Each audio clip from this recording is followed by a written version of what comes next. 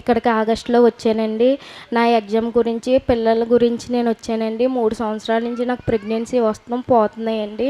ఎందుకు పోతున్నాయని మేము హాస్పిటల్ చూపెట్టుకుంటే నాకు బ్లడ్ క్లాతింగ్ ఉంది, తనకు పిల్లలు ఇంకా పుట్టరు అని చెప్పారండి. అయితే ఆ నెలలో నేను దైవజనుల దగ్గరికి వచ్చి ఇలాగ నాకు పిల్లలు పుట్టరు అంటున్నారండి. 2 నెలలు అవుతావు పోమ్మ అన్నారు. అన్న టయానికి దేవుడి దయ వల్ల నేను కన్సీవ్ అయ్యాను. పిల్ల బాగానే ఉందండి. నెల రోజుల తర్వాత మొన్న 3వ నెలలో పిల్లకి ఫిక్స్ వచ్చేసినాయండి. వస్తే డాక్టర్లు అన్నారు ఈ పిల్ల కండిషన్ అయితే చెప్పలేము, ప్రోటీన్స్ లోపం వల్ల వస్తుందేమోనని ఢిల్లీకి టెస్టులు పంపించారండి.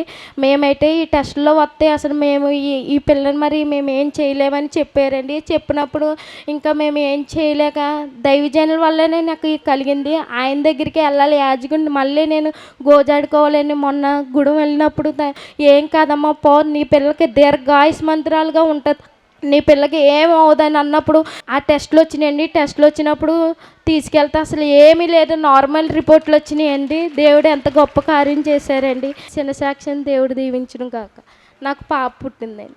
చూడండి దేవుడు ఇచ్చిన బహుమానం.